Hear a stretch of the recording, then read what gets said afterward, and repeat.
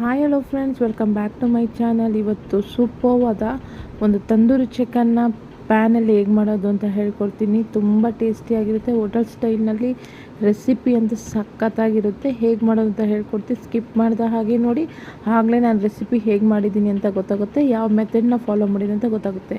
ಬನ್ನಿ ಹೋಗೋಣ ಹೇಗೆ ಈ ಒಂದು ರೆಸಿಪಿಯನ್ನು ಮಾಡೋದು ಅಂತ ಹೇಳ್ಕೊಡ್ತೀನಿ. ನೋಡಿ, ಇಲ್ಲಿ ನಾನು 2 ಲೆಗ್ ಪೀಸು, ಒಂದು ಸ್ವಲ್ಪ ವಿಂಗ್ಸ್ 2 ತೊಗೊಂಡಿದ್ದೀನಿ, ಚಿಕ್ಕ ಚಿಕ್ಕ ಪೀಸು. ನಾನು ಇದರಲ್ಲೇ ನಿಮಗೆ ಹೇಗೆ ಮಾಡೋದಂತ ತೋರಿಸ್ತೀನಿ. ನೀವು ಜಾಸ್ತಿ ಕ್ವಾಂಟಿಟಿ ಮಾಡೋದಾಗಿದ್ರೆ ನೀವು ಮಸಾಲ ಜಾಸ್ತಿ ಮಾಡ್ಕೊಳ್ಳಿ. ನಾನು ನೋಡಿ ಇಲ್ಲಿ ಕರ್ಡ್ ಹಾಕ್ಕೊತಾ ಇದ್ದೀನಿ. 2 ಟೇಬಲ್ ಸ್ಪೂನ್ ಆದಷ್ಟು ಕರ್ಡ್ ಹಾಕ್ಕೊಳ್ಳೋಣ. ನೋಡಿ, 2 ಟೇಬಲ್ ಸ್ಪೂನ್ ಕರ್ಡ್ ಹಾಕಿ ಸಾಕು. ಲೆಗ್ ಪೀಸಿಗೆ ಒಂದು 2 ಟೇಬಲ್ ಸ್ಪೂನ್ ಕರ್ಡ್ ಹಾಕಿದ್ರೆ ಸಾಕು. ಒಂದು 1/4 ಟೇಬಲ್ ಸ್ಪೂನ್ ಆದಷ್ಟು ಶುಂಠಿ ಬೆಳ್ಳುಳ್ಳಿ ಪೇಸ್ಟ್ನ ನಾನು ಹಾಕ್ಕೊತಾ ಇದ್ದೀನಿ. ನಾನು ಯಾವಾಗಲೂ ಮನೇಲೇ ರೆಡಿ ಮಾಡಿ ಇಟ್ಕೊಂಡ್ಬಿಡ್ತೀನಿ ಶುಂಠಿ ಬೆಳ್ಳುಳ್ಳಿ ಪೇಸ್ಟ್ನ.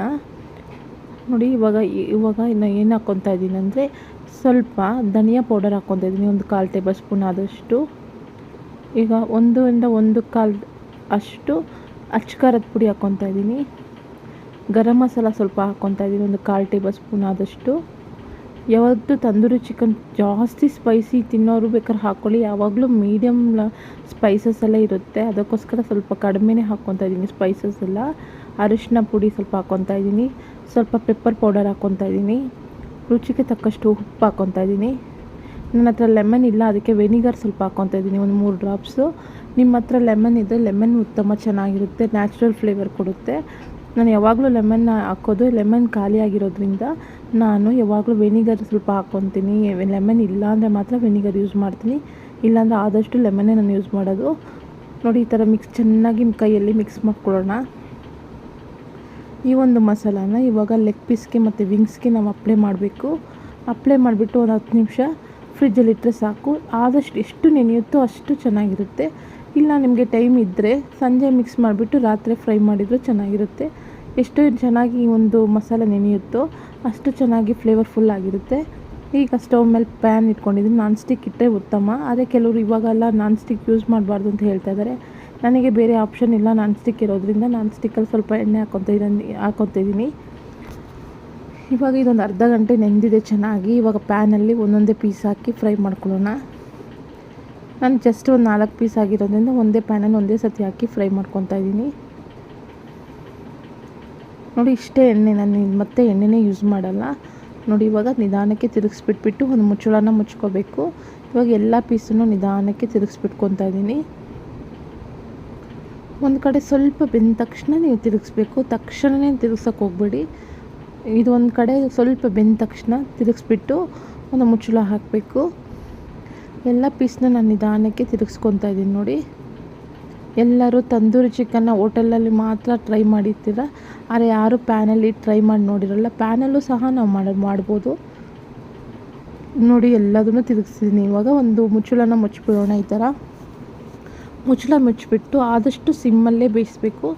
ಸಿಮ್ಮಲ್ಲಿ ಬೇಯಿಸಿ ಎಷ್ಟು ಟೇಸ್ಟಿಯಾಗಿರುತ್ತೆ ಅಂದರೆ ಅಷ್ಟು ಟೇಸ್ಟಿಯಾಗಿರುತ್ತೆ, ಮತ್ತು ಮಸಾಲೆ ಎಲ್ಲ ಸೀದೋಗಲ್ಲ. ಸಿಮ್ಮಲ್ಲಿ ಆದಷ್ಟು ಬೇಯಿಸಬೇಕು. ನೀವು ಹೈ ಫ್ಲೇಮಲ್ಲಿ ಬೇಯಿಸಿದ್ರೆ ಸೀದೋಗ್ಬಿಡುತ್ತೆ, ಚಿಕನ್ ಮಾತ್ರ ಚೆನ್ನಾಗಿರಲ್ಲ, ಕಹಿ ಬಂದುಬಿಡುತ್ತೆ. ಅದಕ್ಕೋಸ್ಕರ ಹೇಳ್ತಾ ಇದ್ದೀನಿ.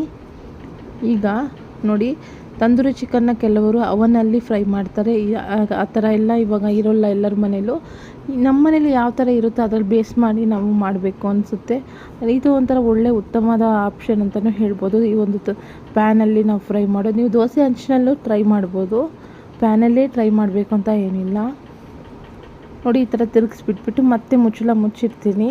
ಮುಚ್ಚಿಬಿಟ್ಟು ಒಂದು 15 ನಿಮಿಷ ಸಿಮ್ಮಲ್ಲೇ ಫ್ರೈ ಆಗಬೇಕು ಫ್ರೆಂಡ್ಸ್. ಈಗ ಮುಚ್ಚಳ ತೆಗ್ದಿದ್ದೀನಿ. ನೋಡಿ, ಒಂದು ಕಡೆ ಚೆನ್ನಾಗಿ 2 ಕಡೆನೂ ಬೆಂದಿದೆ. ಇವಾಗ ತಿರುಗಿಸ್ಬಿಟ್ಬಿಟ್ಟು ಚೆನ್ನಾಗಿ ಕೊತ್ತಂಬರಿ ಸೊಪ್ಪು ಬೇಕಾದ್ರೆ ಲೈಟಾಗಿ ಕಟ್ ಮಾಡಿ ಲೈಟಾಗಿ ಹಾಕಿ, ಬೇಡ ಅಂದರೆ ಬೇಕಾದ್ರೆ ಆಪ್ಷನಲ್ಲು. ಈ ಟೈಮಲ್ಲಿ ನೀವು ಲೆಮನ್ ಕೂಡ ನೀವು ಸ್ಕ್ವೀಸ್ ಮಾಡ್ಬೋದು, ಜ್ಯೂಸ್ ಮಾತ್ರ ಹಾಕ್ಬೋದು. ನೋಡಿ, 2 ಕಡೆ ಚೆನ್ನಾಗಿ ಬೆಂದಿದೆ. ಇವಾಗ ಸರ್ವಿಂಗ್ ಪ್ಲೇಟಲ್ಲಿ ನಾವು ಸರ್ವ್ ಮಾಡ್ಬೋದು, ರೆಡಿಯಾಗಿದೆ. ಈ ರೆಸಿಪಿ ತುಂಬ ಚೆನ್ನಾಗಿ ಬಂದಿದೆ ಫ್ರೆಂಡ್ಸ್, ಸಖತ್ತಾಗಿದೆ, ಹೋಟೆಲ್ ಸ್ಟೈಲ್ನಲ್ಲಿದೆ. ನೀವು ಸಹ ಮನೇಲಿ ಟ್ರೈ ಮಾಡಿ ನೋಡಿ, ಹೇಗೆ ಬಂದು ಅಂತ ನಾನು ಕಮೆಂಟ್ ಬಾಕ್ಸಲ್ಲಿ ತಿಳಿಸಿ. ನಾನು ಹಾಕಿದ ಮಸಾಲೆನೇ ನೀವು ಹಾಕಿ. ಜಾಸ್ತಿ ಕ್ವಾಂಟಿಟಿ ಮಾಡಬೇಕಾ, ಮಸಾಲಾನ ಡಬಲ್ ಮಾಡ್ಕೊಳ್ಳಿ. ಏನೇನು ನಾನು ಮಸಾಲೆ ಹಾಕಿದ್ದೀನಿ ಅದನ್ನೇ ಫಾಲೋ ಮಾಡಿ. ಈ ರೆಸಿಪಿ ಇಷ್ಟವಾದಲ್ಲಿ ನನ್ನ ಚಾನಲನ್ನು ಲೈಕ್ ಮಾಡಿ, ಶೇರ್ ಮಾಡಿ, ಕಮೆಂಟ್ ಮಾಡಿ, ಮರೆಯದೆ ಸಬ್ಸ್ಕ್ರೈಬ್ ಮಾಡಿ.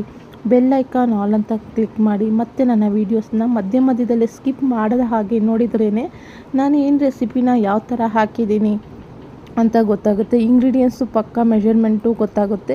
ನೀವು ಸ್ಕಿಪ್ ಮಾಡಿ ನೋಡಿದರೆ ನಾನು ಏನೇನು ಮೆಷರ್ಮೆಂಟ್ ಹಾಕಿದ್ದೀನಿ ಅಂತ ಗೊತ್ತಾಗಲ್ಲ ಫ್ರೆಂಡ್ಸ್. ದಯವಿಟ್ಟು ನನ್ನ ಚಾನಲನ್ನು ಫಾಲೋ ಮಾಡಿ, ಸಬ್ಸ್ಕ್ರೈಬ್ ಮಾಡಿ. ಧನ್ಯವಾದ.